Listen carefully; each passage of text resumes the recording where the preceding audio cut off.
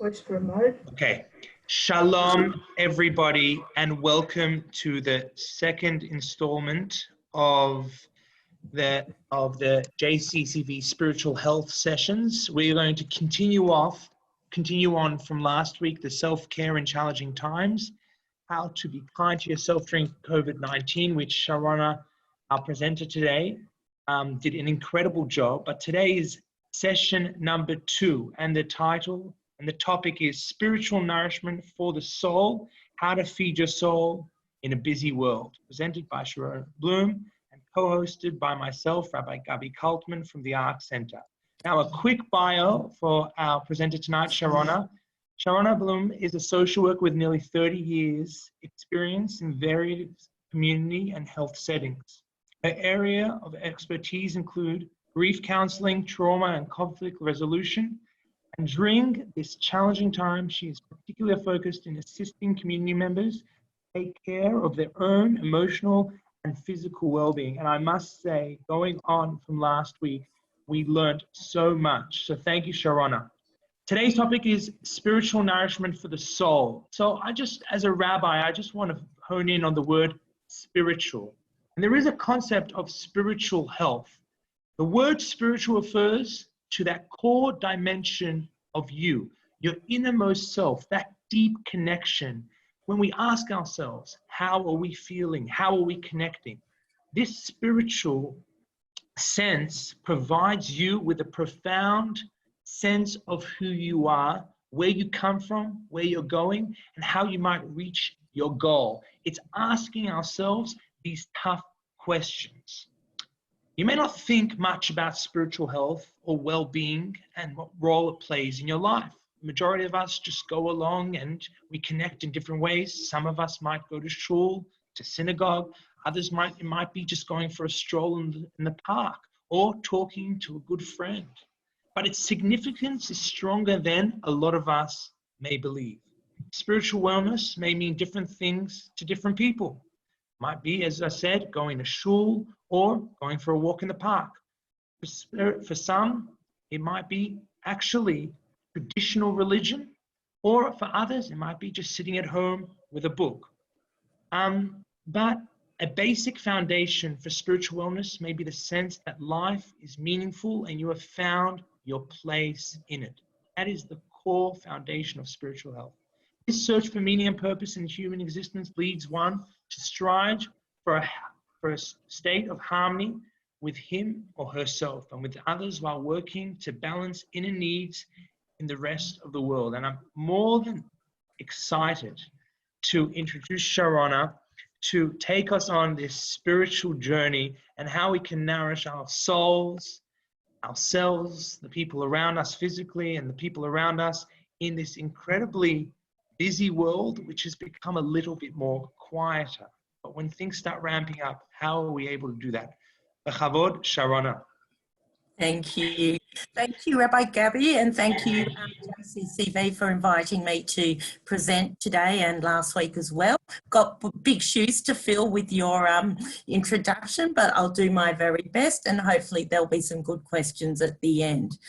Okay, so now why is my thing not working? Okay, just a minute. I just wanted to, 1 second. I might need some technical. Okay, sorry, I will just go back again. I just wanted to start with different quotes. One was from Mahatma Gandhi, who talked about spiritual health. So you can see that far more indispensable than food for the physical body is spiritual nourishment for the soul. One can do without food for a considerable time, but a man of the spirit cannot exist for a single second without spiritual nourishment. So that was from Mahatma Gandhi. And then from our own Rabbi Nachman of Breslov in a book called The Empty Chair, he put, growing spiritually can be like a roller coaster ride. Take comfort in knowledge that the way down is only preparation for the way up. So during the history, both in the secular and the Jewish world, spiritual nourishment and spirituality has been very important. there, as Rabbi Gabi said, there are different ways to find spiritual nourishment. It depends on you and what you're comfortable with and what, you choose to feed the deeper parts of yourself. So things like the walk or listening to podcasts or starting a journal, they are all things to help you find a way of nourishing your spiritual soul. All right. Rabbi Gabi talked a bit about what is spiritual health. So it's basically, it rests on the premise that life is meaningful and each person has a purpose. So for some people, religion serves as a component of spiritual health, but not all people are religious or follow a particular religion. So a common misconception about spiritual health has been that people must be affiliated to a religious organisation in order to reap the benefits of inner peace. But beyond religion, other things such as values, principles, morals help shape a person's spiritual identity, and that can coexist with religion or independently of religion. All right, so that's just a bit of an introduction. There is a difference between spirituality and religion. They're not the same thing, but they can interact and coexist. So religion's more organised, has standards, and it has more of a structure. Spirituality is more individualised, and it does live within our hearts. So we can think of religion as more external and spirituality as more internalised. And one can impact or feed off each other or even hurt each other. So it's just different ways of spirituality and religion interacting. So components of spiritual health include developing a purpose in life, being able to spend some time alone to reflect, reflecting on life's events and meaning, especially now in the world of COVID-19, when we have a lot more time to reflect and aren't as able to interact socially in person with our peers or our families. Recognising right and wrong and acting accordingly, and understanding and articulating what you believe in, caring for others, and practicing forgiveness and compassion. So they are some of the components of spiritual health that I've found in my work and just doing some research for this talk. There are many benefits of spiritual health. It can help reduce stress and depression, reduce anxiety, lower blood pressure, and strengthen your immune system and help sustain concentration. And there's lots of studies that have been done in this area. If anyone's particularly interested down the track, I can find some more information on that. But there have been proven studies on the benefits of good spiritual health. There are different ways of achieving spiritual health. So one would be to take a break and to kind of reflect. So people dedicate themselves to different things, to work, to their family, and, outside interests, and spiritual health, there's no difference in that. So when we're busy with family and other commitments, we probably, a lot of us put ourselves last. I know I do, and it's hard to give ourselves permission to take care of our own needs. But things like reducing anxiety and giving yourself permission to kind of work on your spiritual health and to take a few minutes out of your day to attend to this may be very helpful, whether it's in the form of exercise, writing a journal, keeping some reflections of your life and what's happening, silent prayer, walking, going for a walk, things like that are all ways of reducing anxiety and connecting with your soul. Another way is to finding a mentor. So if you belong to, an organised religion, you might be speaking with your rabbi or another leader of your congregation. If you're not so much involved in religion, there are other people, life coaches, teachers, family members that you may be able to establish a relationship and kind of feed off each other and find a mentor. But no matter what your journey is, hopefully you'll find someone that you can trust and that you're not alone in trying to achieve better spiritual health. And not everyone's into yoga. I've actually started doing it recently, and I find it quite helpful and quite a way of connecting with myself and my breath and things like that. So, you know, not only does it have physical benefits like increasing flexibility and helping with sleep, but it does help stress and anxiety. So there are lots of resources for that. And it may not be so easy to start at first, but take it from someone who is persevering. It actually does make a difference to your physical and mental health. The same with meditation. It might not be for everyone, but just things like, you know, which I covered last week about breathing exercises, just sitting for a few minutes, focusing on your breath, inhaling, exhaling, and feeling, you know, the breath that it enters and exits your body. And if your mind wanders, that happens quite a lot, and that's normal. Try and bring your mind back to your breath.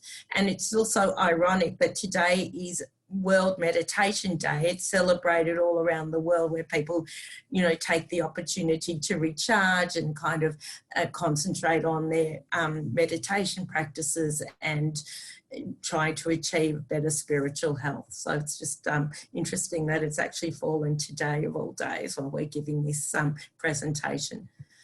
All right, caring for your body. So I'm not sure if everyone studied Maslow's hierarchy of needs. As a social worker, that was something that we learned right at the beginning. And physiological needs, taking care of your physical health is very important, and that's something that needs to be looked at before you can approach spiritual health. So making self-care part of your day and your practice, exercise, drinking, you know, plenty of fluids, and eating right. Things like caring for your body can take the form of indulging yourself a little bit if you feel like it's a massage, if that's something that you like, or a relaxing bath or a walk. You know, that's all ways of connecting back to your body and your soul, and also to nature. I think that a lot of the people that are joining us today may be volunteers in some capacity. So, you know, things like volunteer visitors who go to hospitals and things like that. I think giving to others is also a way of nourishing your spiritual health. So volunteering, mentoring, and giving back to the community can powerfully nourish you. And you looking at, I'm sure there are different reasons why people volunteer, and they're very personal, and I'm sure that's reflected in your actions, whether you're volunteering at, you know, for example, you know, a cancer hospital, somewhere like that, that might be related to your past experiences, and that's the values that drive you, and they're reflected in how you volunteer and work with your, you know, fellow volunteers and people that you see. So whatever you choose, from visiting patients in hospitals to delivering the meals to the elderly, Meals on Wheels, things like that, that can benefit yourself as much as it benefits others. So there can be the social aspect and just the altruism, the fact that you're giving to someone else, which I'll just mention later on as well. Spirituality is actually shaped by you. So it's yours alone. No one can dictate to you how you express your spirituality and how you nourish your spiritual soul. So do things that matter to you. So rituals are quite important. They can be more complex. So things like, for example, on Shabbat, you know, one of my rituals is going for a walk, either with a friend or my own. So that connects me back to nature, and I time to think about, you know, my spiritual health, and it's just a good thing for the body and soul as well. So, okay, hope I'm not going too fast, but you know, I mentioned again the breath and spirituality, and how breath is very important, and can be seen throughout history as well.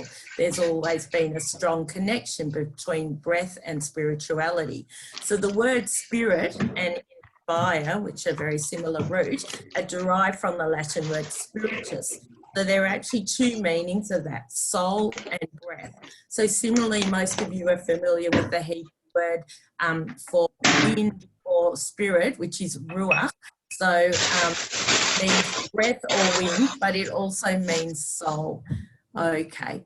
And Greek, in the Greek language, a psyche, where we derive the words such as psychology and psychiatry, also means soul, spirit, mind, or breath. So there's a lot of a big relationship between breath and spirituality and nourishment of the soul. Okay. Talked about the breathing exercises. They help to anchor us in the present.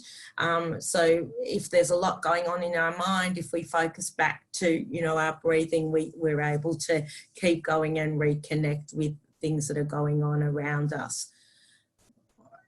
Right. Okay. I wanted to talk a bit about the impact of spiritual health on mental health, which is something that I'm particularly interested in. So there's a real connection between spiritual health and mental health. Spirituality stems from an internalized perspective. So it basically comes from inside, comes from the heart, but it is also closely related to mental health. So a healthy approach to spiritual health or spirituality, using those words interchangeably, can help promote good mental health as well. There's been a few things that have been looked at and that help and benefit spiritual health in its relationship with mental health. So, for example, empowerment. Spirituality can help one focus on their individual connection to their own set of values and faith. So this can cause your own sense of self to develop and be able to explore, you know, your inner dimensions a bit more fully. Great gratitude. So there's been studies also that show that gratitude, someone who's more spiritual aware of, you know, themselves and what's going on around them, often take an increased interest in their environment. So basically, to pardon the pun, they stop to smell the roses. They feel gratitude for the beauty of nature, you know, such as a golden sunset, and gratitude for what's around them and the people around us, and that can help to make us more positive and content. You know, I know for me, if I'm walking in the park and see a beautiful tree, it actually, you know, I take time to have a look at it and appreciate that and nature a bit more. And that also helps with, you know, the way I feel about myself. Connecting to nature is quite important. Stamina, so increased spirituality can also make you stronger. So a lot of us probably have asked, you know, when something bad has happened, why me? Why is this happening to me and my family? Other people may, you know, understand that things happen for a reason, but I think the main thing is not what happens, the actual event, but it's, although that is very important, but rather how we respond to it. So, you know, during the Holocaust, for example, we hear lots of stories about how people responded to the adversity around them and how they still, you know, tried to practice their religion and did unbelievable things to keep going. So I think, you know, that's a big part of, you know, who we are and what we can do to kind of carry on under terrible circumstances. So there are different ways of achieving spiritual health. So as I said, with physical health, you know, you've got to work on yourself, work on your body, exercise, good nutrition, plenty of fluids. So spiritual health also needs some work, some exercise for, you know, for your soul basically, as well as nourishment. So it doesn't, you know, happen. It's not consistent because sometimes there may be times when your world's in a state of chaos and your spiritual health might not be as strong as it usually could be. But I think whatever's going on in your lives, it can still happen. And if you work on it a bit harder, but just depending on what's going on around you and the stress of daily living, especially going through what's happening in the world today, although restrictions are being a little bit eased, but hopefully, you know, people are still going to be careful and work at, you know, developing their spiritual health and under the stress of daily living. All right. I think it's important that, you know, if it starts early, not everyone finds spiritual health, but I think the earlier we start looking at our spiritual health, the better it is. And things like doing things with the family or, you know, religious activities, that all contributes to the strength of it. People who feel strongly about their personal beliefs seem to be happy with their lives, but, you know, things like social supports and religion are important to a lot of people to help with those feelings of positivity as well. Just things about getting involved with your community, which we've spoken about as a bit as well.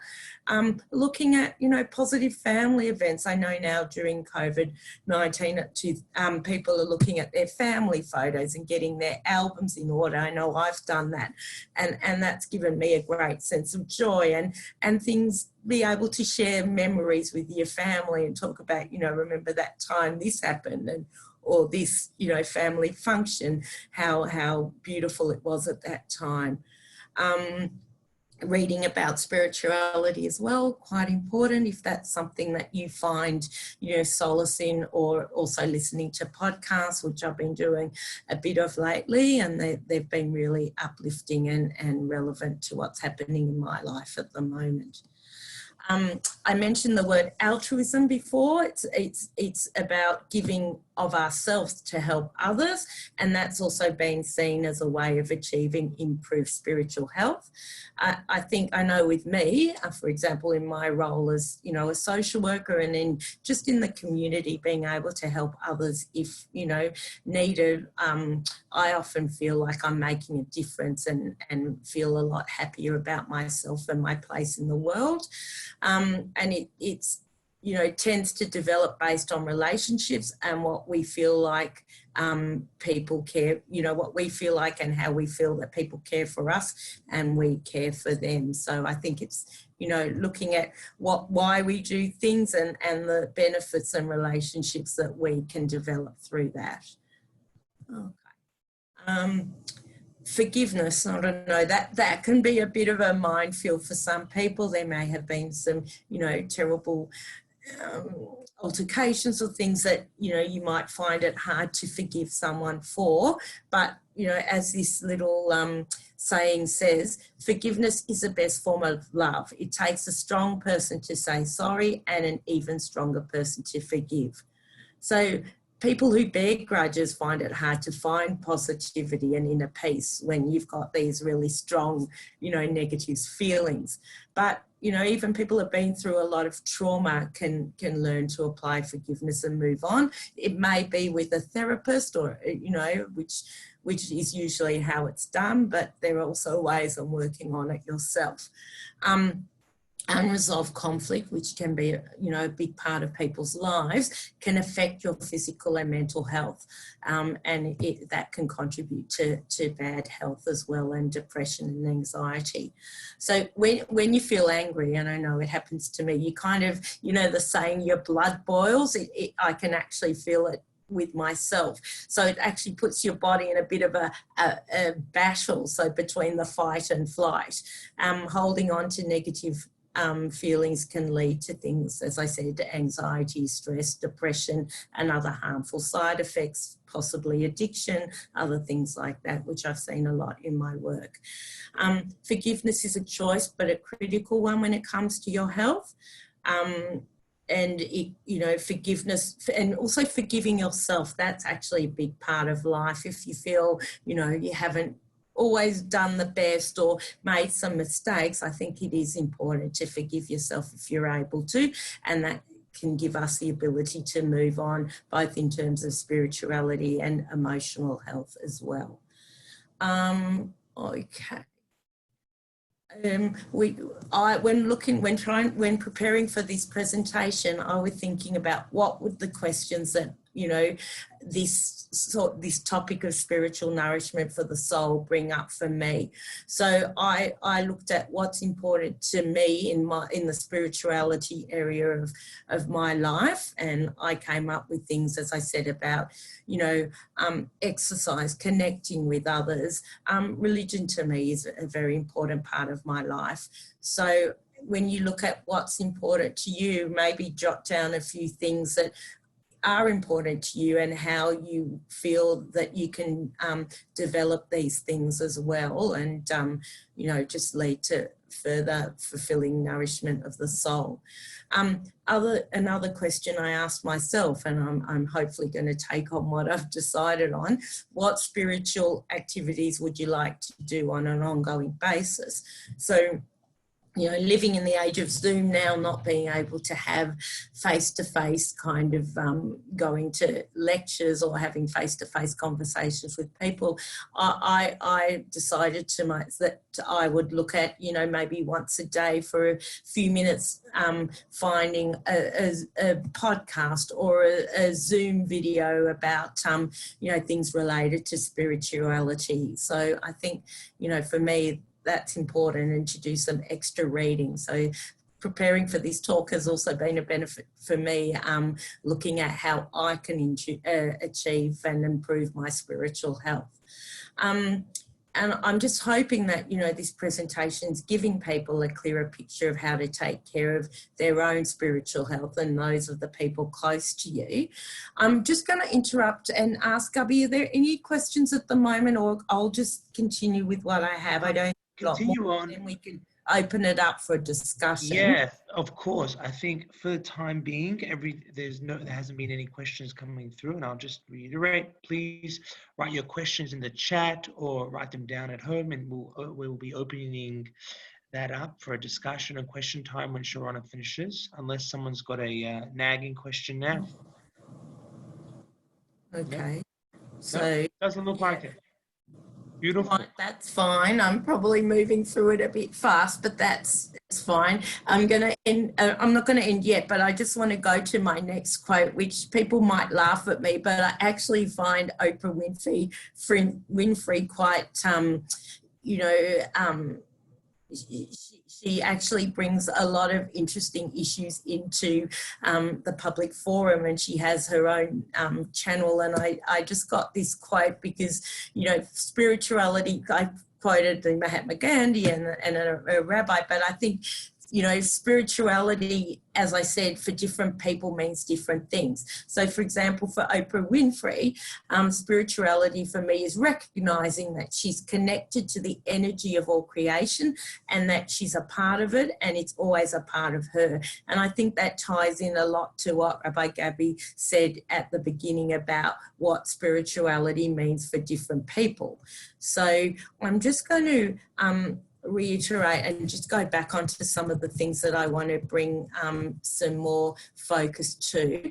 And some of you who did tune into last week's presentation might, you know that I covered things like meditation and yoga and breathing exercises, but I think the topic of self-care and ways of achieving spiritual health are very intertwined and interconnected, because I think, you know, having a healthy outlook on life, healthy body and good, you know, exercise practices and things like that can also help to achieve, you know, your spiritual health, an increase in spiritual health. And you know, things like the breathing, that is related to both spiritual health and self-care.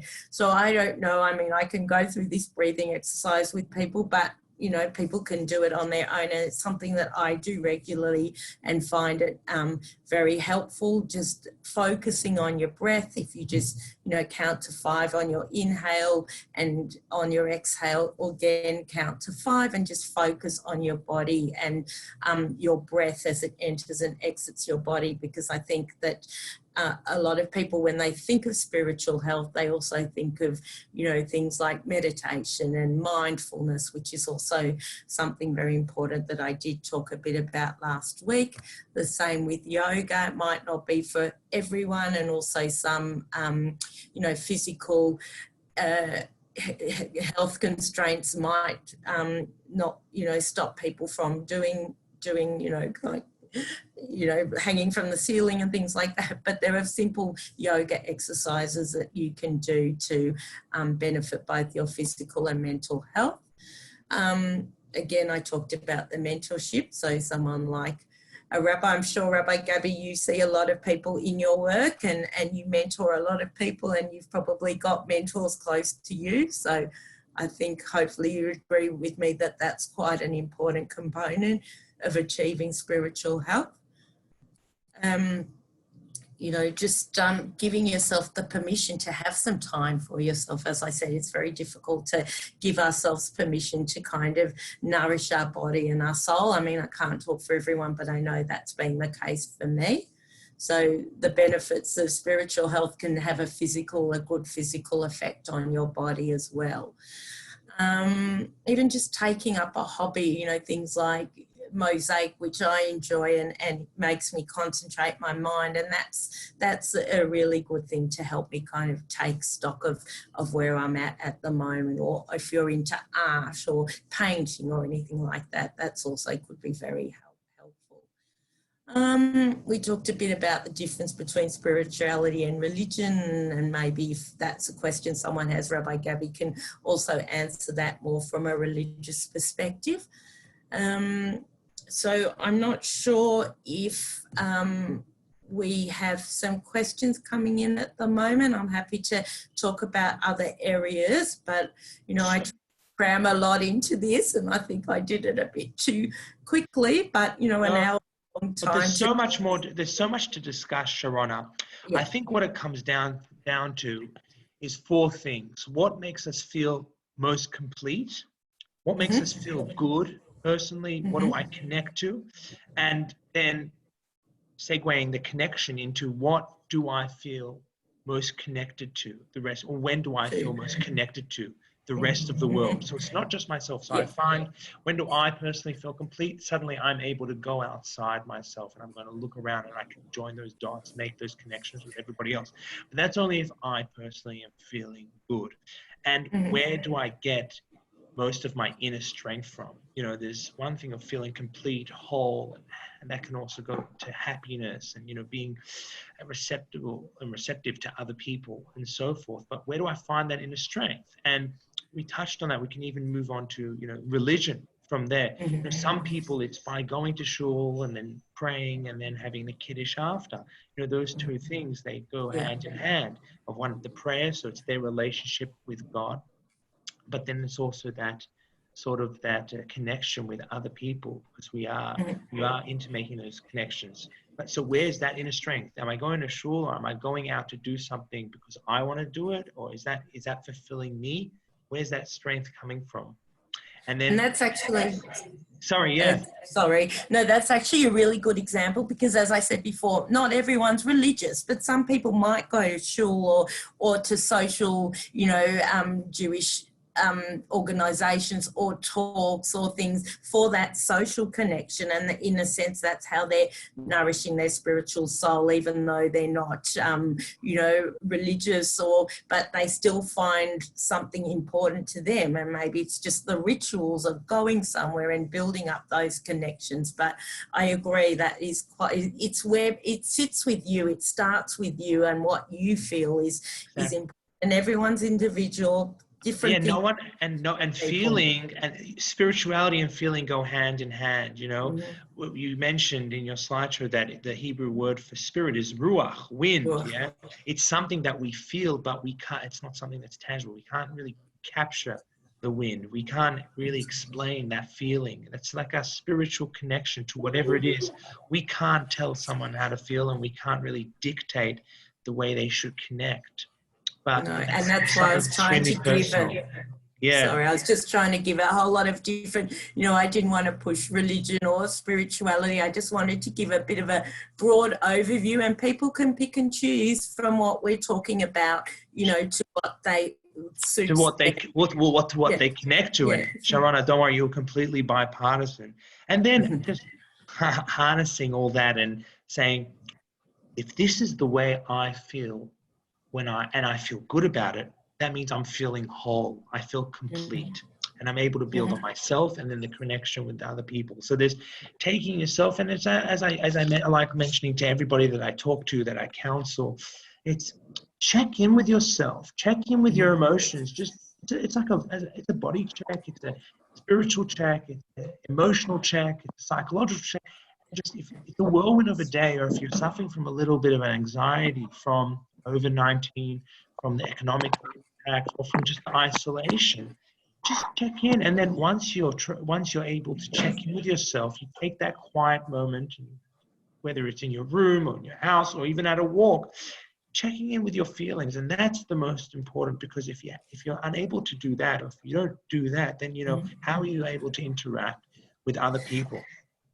And that's something really important. I mentioned the holistic approach, and it's not just the soul, it's the body, it's the social connections, it's a whole range of things that, we need to connect with. So it's important that, we holistic picture, the whole picture, and that's exactly, because everything's connected and everything's intertwined. And if one arm isn't feeling well, but the other arm is, so then suddenly you've got an issue that ends up affecting not just your other arm, but your entire body.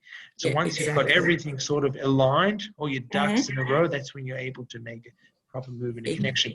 What's interesting, you mentioned mentors, and when it comes to spiritual health, I love saying this story. One of these mentors, one of my mentors from university, she tells me this incredible story. So spiritual health, there's a huge push that spiritual health should be taken seriously by mental health professionals, by hospitals, and so on. And they're slowly making way that it's a mainstream ideology and thought behind this spiritual health. And it makes sense. If we're not doing well physically, well then what's going on then spiritually? And if we're not doing well psychologically, well then how do we line ourselves so we can be feeling well spiritually? And it's like, what happens if you don't believe in God? And there are plenty of good Jews out there that have their, as you mentioned, their issues with Hashem, with God, with divine being, the creator, the be all and end all. So what happens if and there's a lot of volunteers, as you mentioned, in this room, what happens if I go into a hospital and I'm doing some pastoral care and I come in and I say, here's some kosher food. Well, I want to blow the shofar for you on Rosh Hashanah. Let's shake the lulav and etrog on Sukkot. And they look at me and they're like, no, I'm not feeling like that. So does the spiritual health of this individual just go out the window because I'm unable to connect with him in a religious way? And this is why this, as you mentioned over and over again in your slideshow, this aspect of spiritual health is so much deeper than that. And one of my mentors, she had a similar scenario. She walked into a hospital and there was a man there. She said, I'm from this and this church. Let's talk about God. And he looked at her and was like, no, I don't believe in God. So what did she do? She said, well then let's connect on a memory. You're stuck in hospital, you're not well, and it could be end of life and so on. Bring me to a scenario or a memory that gets you excited. And he was an Aussie bloke, and he said, ma'am, all I want to do is be on the Murray River, on the side of it, sitting in the grass on a beautiful summer's day with a 6-pack of beers, drinking with my mates. That's what he was looking forward to. This is what he was giving him his spirituality. So it wasn't God. It wasn't religious, a religious practice. But for him, his spirituality was sitting, and what connected him spiritually to the setting that was able to lift him out of the melancholy that he was going in, was what? Drawing on a memory that he had, a good time with friends. Okay. No, that's a really interesting analogy. And I just wanted to, there was a question in the chat about looking more into Jewish religion. I did this talk as a general, and I know Judaism is such a wise religion and has, answers for a lot of things that go on in our lives. But I just didn't want to push, the Jewish religion. I just wanted to give some examples of the different religions there are in the world. But I think it is a very wise comment to say that we can look very much into our religion and our Judaism to find answers and find inspiration and find spirituality, but it isn't for everyone, and that's what I just wanted to get that across instead of just talking, you know, solely about Judaism. And that's why Rabbi Gabi is also here to kind of share a bit more from a religious or, you know, Jewish perspective. I appreciate that. So we're welcoming all questions and comments, and I'll just continue our segue in from what you were saying about Judaism and spirituality. And, you know, our ancestors and over the generations, going back 3,000 years to the founder of Judaism, the founder of monotheism, of the theory of monotheism, Abraham, you know, he grappled with the question of God and what is it and where it comes from. And ever since then, us as Jews, even to this present day, we've been grappling of what is God and how do we grasp it. And we've gotten a lot of adjectives and nouns, and we describe God as sometimes being angry, God as sometimes being great, God as, you know, over Rosh Hashanah and Yom Kippur, the liturgy is our Father, but also our King. But I think it's a lot deeper, because when we give a title to God, which is, according to Judaism, the all-encompassing, the be-all and end-all, we have suddenly made him into something a lot smaller than what he really is. He's no longer God, the all-encompassing God. He's our Father. He's our King. We've brought him down into our daily lives for us and given him a title. And this is where what the Kabbalists and the Chassidim, they call when heaven and earth touch. It's the every single day interactions that we should be searching to find spirituality and God in. It's not us going into shul and on Rosh Hashanah Yom Kippur, or us going into a hospital and say, please God, let this person recover and so on. It's trying to find that spirituality and that godly aspect in day to day.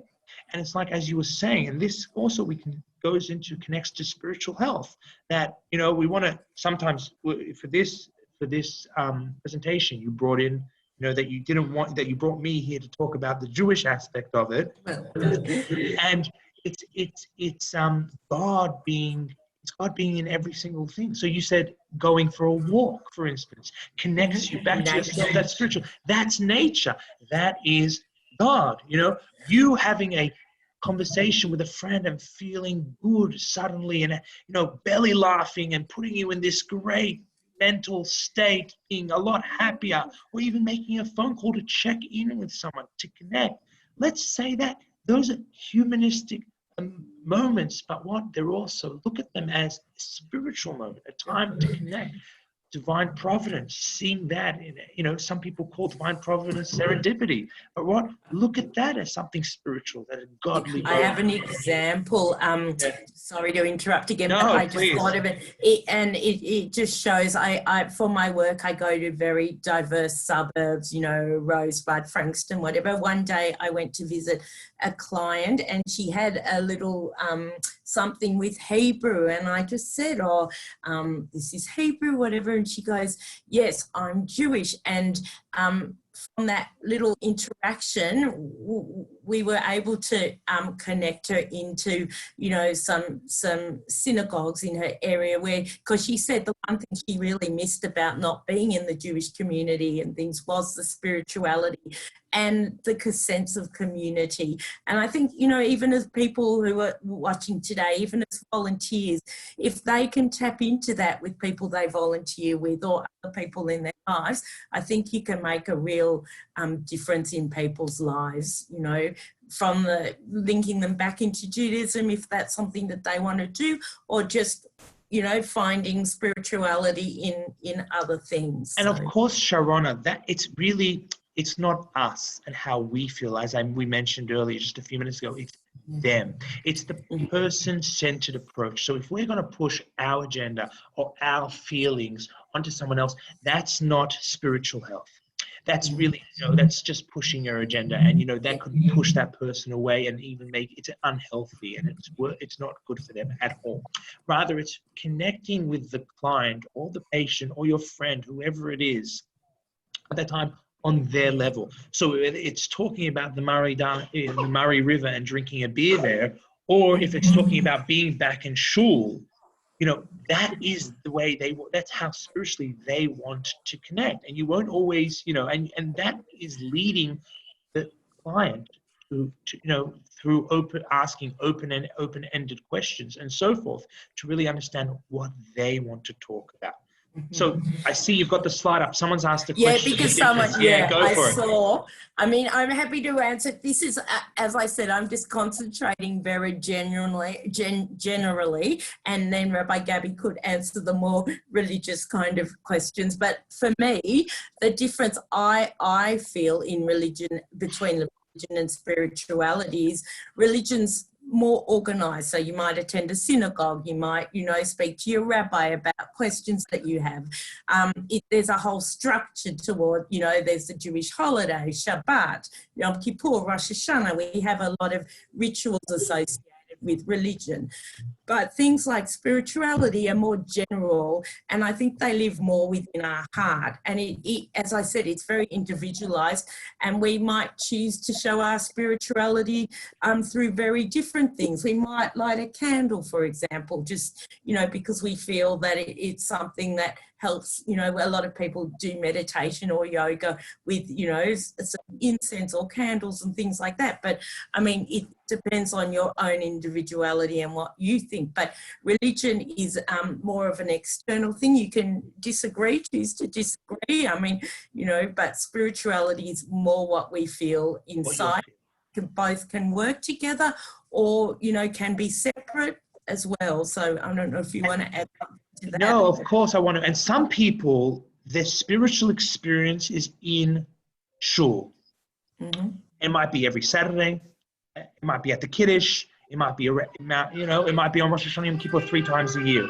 But for other people, it is not. And we have to be open and understanding of that what it comes down to them. Some people, it's synonymous with tradition and religion, traditional religion. But for others, it's a personal relationship between, and it might be love. They might love something, and that's the way they connect spiritually.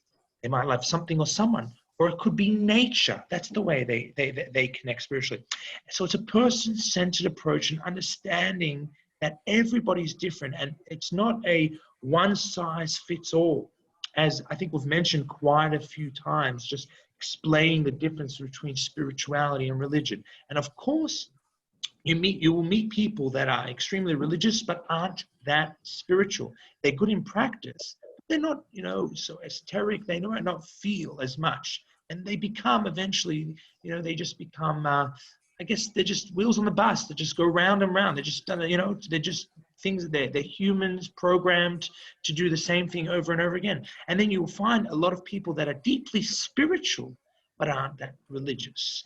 And then you'll find both people that are super religious, that are also very spiritual. And it just goes, and spiritual health is really connecting with every single client, person, or patient on their level and seeing what their respective do. So the other day, I'll tell you, I'm a chaplain in Western Health and in Sunshine Hospital, thanks to the JCCV. CV, they arranged this, and I went to go visit how many Jewish patients are in Sunshine? Not many, but I was called out to go to do some pastoral care. And I walk into the room, there's a client there, and I say, hello, I'm the rabbi. And this individual, they look at me, and you know what they say? They say, Rabbi, I want to go into a Jewish nursing home because I miss kosher food. I want chicken soup, matzah balls, and gefilte fish. That was our conversation. That's their spiritual. It's not a physical health. It's not a mental health issue. It's a spiritual health issue. It's a spiritual health. That is all what it's all about. And this will affect their physical health and their psychological health by them feeling like they're in a place where they belong. Now, that's not a ritual. Chicken soup is not a ritual. You know what I mean? Kiddush is a ritual. eating, you know what I mean? Washing your hands before bread. Is it ritual? But You know what I mean? do you know that book, Chicken Soup for the Soul? Yeah, Actually, of course. and that it all kind of intertwines the rituals and the spirituality. I think that's a very valid point you're making.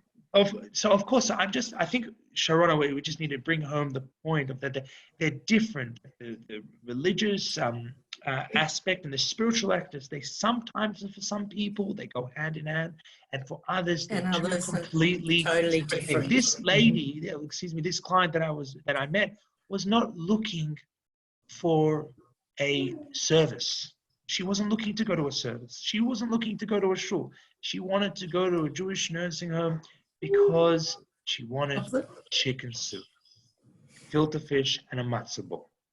And that just shows it is different for everyone. And, you know, some people will find one thing that connects with them. And if that leads them to, you know, better spirituality and you know, then that's a good thing. So we can't. So we've got someone asking, did you explain why she expressed her need to be connected to Judaism? Kosher food is just a means to connect. And you are 110% right. That is the case. That is the case. But that wasn't the time to get into a back and forth with this client of why she wanted chicken soup. The underlying understanding was that she wanted to come back in the Jewish community, to the Jewish fold. But what was connecting her? The aspect of food. That drew the connection. And that was a given. That was a given because, you know, if you go to a nursing home in Dandenong or in Sunshine, you're not getting chicken soup, matzo balls, and that sort of thing. And so this is spiritual health. Connecting with that person, it's not a physical thing. It's not a psychological thing. It's a spiritual thing. And what's going to make that person happy inside? And it's not something that I can make them feel. It's rather how they feel at that time. And each and every one of us, as Sharona pointed out over and over again in the slideshow, it's important for each one of us to connect to ourselves, check in with ourselves and our emotions, our mental health, and just our spiritual health. What works for us. Things like, you know, the pastoral care in hospitals and things, not everyone's open to it, but, you know, I've heard many people say, thank God they've come to see me because it's really made a difference. They're not pushing religion, they're just helping me in my current situation. And I think, you know, pastoral care is a very big part of spirituality in some cases as well. So it's just your presence, you know, when you knock on that door and they look at you and they have the confidence to say not now or yes, please, come back. Come back. It's that itself, that someone's there to see them and connect them. They might not know them well, but they know that you're giving up your time to see how they are, and they're extremely appreciative of that. But we've also got to be very sensitive of the way we talk to them and the way we conduct our visitations. And I think coming in with this new aspect of the spiritual health, of just checking in on them. Yeah. So one of the first questions is, how are you? Well, how are you? They're in hospital, so they're obviously physically not doing that well usually. And then psychologically, they might also be. Correct. You know, if they've got some photos of their grandchildren or something, and it often helps to, you know, drive the conversation. And you know, the most simplest thing could actually lead to a big connection. And that's what I found a lot in my work. You might get a referral for something very small, but in the end, it's a much bigger issue. And if you can help someone with both their, you know, emotional and spiritual health, then I think we're doing a good job. No, 100%. And I guess I know when we do this and we do it right, and we show how important all aspects, all dimensions of the patient is, and we take it seriously, then we see wonders with the response. Any more questions? Anyone else has some questions? Please feel free. Comments or anything. Just it's open to you. I'm just looking. No, people are very quiet today. Also, time is a bit of an interesting time, but people can, you know, watch the recording later down the track if people are interested. It's just a lot of people might be working now or not able to attend by Zoom. 100%. In conclusion, I think it's important for all of us to just check in with ourselves. What makes us feel complete? What makes us feel happy? When do we connect most with ourselves and the people around us? Where do I find inner strength? If I'm feeling a little bit down, is it, going outside? Is it meditating, thinking about a good event, a happy occasion, a wedding, a mitzvah, going out with friends? And does that make me feel whole? Do I come back? And again, we've all got splinters, we've all got cracks, we've all got pasts, we've all got things that we regret. But at the same time, that shouldn't stop us from living the most incredible and special lives, even during this turbulent time of COVID-19, my friends. So check in with yourselves and really be kind. I was going to say, don't be hard on yourself. A lot of us are very hard on ourselves, and we're dealing with a lot in life, and just be kind to yourself and to others. So, that's a very good message to impart today, Rabbi Gabi. Well, in conclusion, Sharona, I want to thank you for this 2-part series. It's been incredible the amount of work that we can see that you've put into it, that many hours of research and putting together the slideshows and then presenting it. I want to thank you on behalf of the JCCV, and I think all the participants here that have come back 2 weeks in a row on Thursday to hear you. The webinars will be uploaded onto the JCCV website, so you will be able to go back and look at Sharona's presentation, the slides, and even the conversation that we've had at the end of it. And please look out for more events like this that the JCCV will be doing. They are our Peabody, and they do incredible work. Judy Feder, and kol hakavod to them for not just being the political arm, but being the layman's arm. Every taking care of every one of us within the community with these type of webinars and events, hopefully physical events that we'll be able to attend to in the near future. Sharona, please. Thank you so much. And I just wanted to say, I'm not used to this Zoom kind of forum. I love talking face to face, and I think it makes a big difference to see, people's faces and interaction. So hopefully that will be back in the future. But thank you, Rabbi Gabi, for hosting these events and making me feel very comfortable and having a bit of a discussion. And thank you to Judy and Anat from JCCV for helping us through this journey of trying to get these presentations out to as many people as we can. So just take care of yourself, be kind. And never stop educating, and continue, if you're a volunteer, continue doing that special work. And if you're not volunteering in an official capacity, I'm sure you're volunteering in your own way, in your own life, whether it's your friends and family. It's not really volunteering, you're doing it, but really connection. That's what people need right now. We've got to be kind to ourselves, and once we're feeling whole and good, that means we can connect with someone else. And even if you're not feeling that well, connect to someone else, because that will help you and it will help them as well. So make that phone call, send that text message to that person that you haven't spoken to in a while, because now is when we needed to do it the most. And on last week's presentation, if people are in need of help or someone else to speak to, there's a list of resources like Lifeline's a 24-hour service, and there are just other organisations around where you can look for help. So just that you're not alone. Like, as it says, we're all in this together. So thank you, Rabbi Gabi. Kol hakavod, Sharona. Thank you all for joining us, and please look out for more events, the JCCV. Be well. Right. Thank you all. Thank you. Be well. See you. Thank you. Bye-bye.